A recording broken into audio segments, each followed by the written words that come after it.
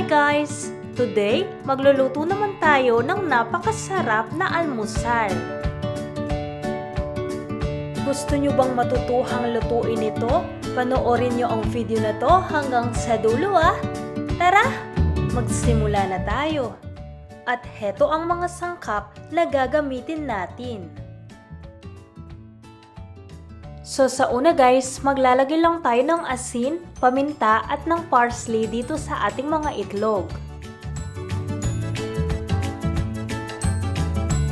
Then, hahaluin lang natin itong mabuti.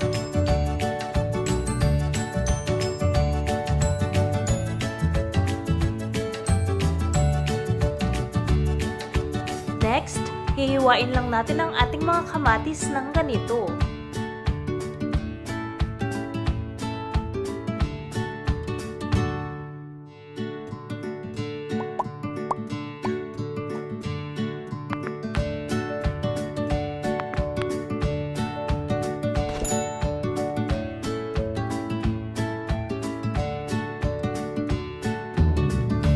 Then, sa isang lutuan, maglalagay lang tayo dito ng olive oil at ilalagay natin dito ang ating mga nahiwa na kamatis. Lulutuin natin ang mga ito ng mga ilang minuto bago natin ito baliktarin.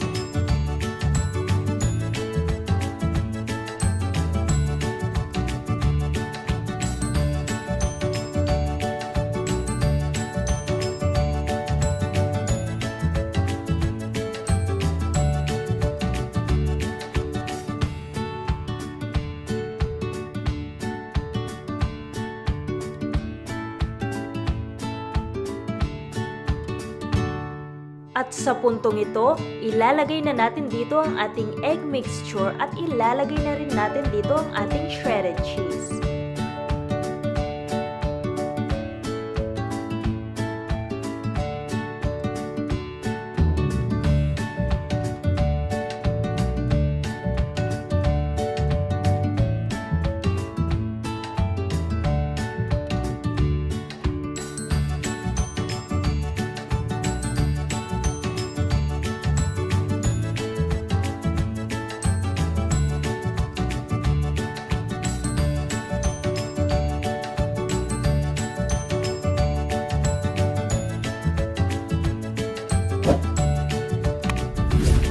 Tatakpan at lulutuin natin ito ng mga ilang minuto.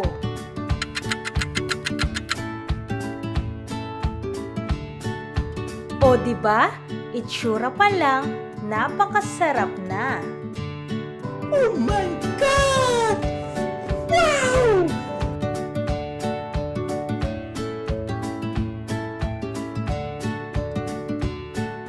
At pagkatapos ng mga ilang minutong pagluluto, pwedeng-pwede na natin itong i-serve.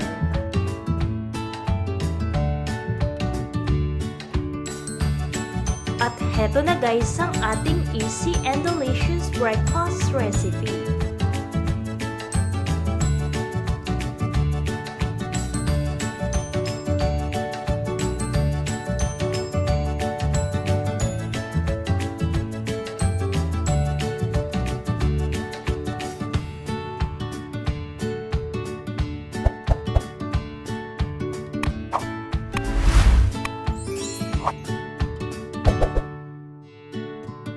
Bon appetit!